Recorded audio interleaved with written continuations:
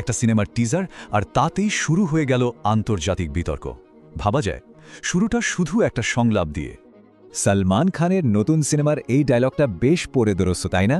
আর এটাই এখন আলোচনার কেন্দ্রে। সিনেমাটার নাম ব্যাটেল অফ গালওয়ান। গল্পটা ভারত চীনের ২০০০ সালের সেই রক্তক্ষয়ী সংঘর্ষকে নিয়ে। এই সিনেমার মাধ্যমে কর্নেল সন্তোষ বাবু আর তার রেজিমেন্টের আত্মত্যাগকে সম্মান জানানো হচ্ছে।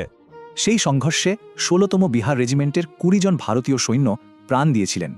টিজারটা বেরোনোর সাথে সাথেই কিন্তু বেজিং রিয়াকশন জানিয়েছে। চীনের সরকারি পত্রিকাও মুখ খুলেছে। ওরা সরাসরি বলছে এই সিনেমা নাকি প্রোপাগান্ডা, আর ঘটনাকে বাড়িয়ে দেখানো হয়েছে। তবে ভারত সরকারের সূত্রগুলো বলছে এটা কোনো রাজনৈতিক বার্তা নয়, এটা একটা শিল্প। তো বিতর্কটা এখানেই। একদিকে ইতিহাস বিকৃতির অভিযোগ, অন্যদিকে শৈল্পিক স্বাধীনতার কথা। যদিও চীনের সাথে সংঘাত নিয়ে ভারতীয় সিনেমা কিন্তু এটাই প্রথম নয়। এর আগেও কিন্তু হাকিকত বা ১২০ বাহাদুরের মতো যুদ্ধের সিনেমা তৈরি হয়েছে। চীন বলছে সিনেমা দিয়ে সত্যিটা বদলানো যায় না, কিন্তু গল্পের কি একটাই সত্যি হয়? বলা হচ্ছে গালওয়ানের গল্পটা তো সত্যি ঘটনা, আর আত্মত্যাগ দিয়েই লেখা। শেষ পর্যন্ত প্রশ্নটা কিন্তু থেকেই যাচ্ছে, এটা কি শুধু বিনোদন নাকি পর্দার ওপারে থাকা এক কঠিন সত্যি?